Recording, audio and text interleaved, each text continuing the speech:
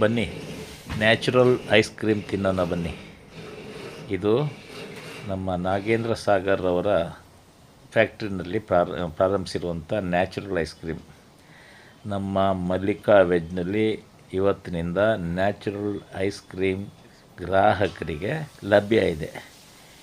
ಇದು ನೋಡಿ, Jack fruit, natural Jack fruit.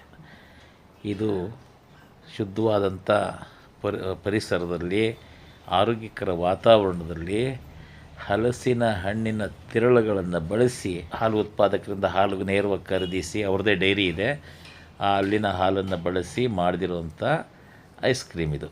ಇದಕ್ಕೆ ಯಾವುದೇ ರೀತಿಯ ಆರ್ಟಿಫಿಷಿಯಲ್ ಫ್ಲೇವರ್ ಅಥವಾ ಬಣ್ಣ ಇನ್ನೊಂದನ್ನು ಬಳಸಿಲ್ಲ. ಈ ಹಲಸಿನ ಹಣ್ಣಿನ ತಿರುಳನ್ನು ಸಂಗ್ರಹ ಮಾಡಿಟ್ಕೊಂಡು ಅದರಿಂದ ಈ ಐಸ್ ಕ್ರೀಮ್ ಮಾಡ್ತಿದ್ದಾರೆ.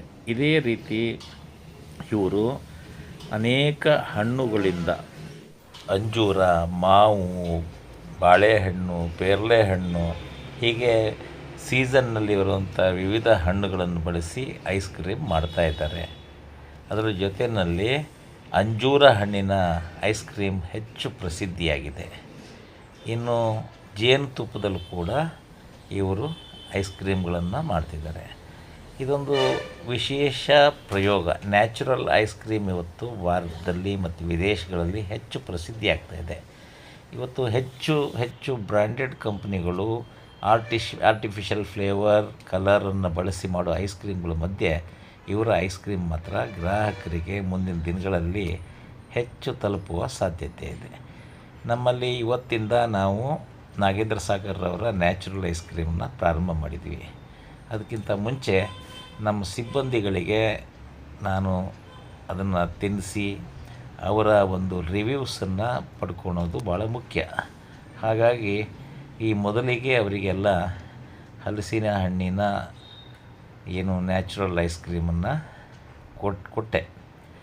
ಅವರು ಅದನ್ನೆಲ್ಲ ತಿಂದು ಏನು ಹೇಳ್ತಾರೆ ಅಂತ ನಾನು ಅವರ ಪ್ರತಿಕ್ರಿಯೆಗೆ ಕಾಯ್ತಾ ಇದ್ದೆ.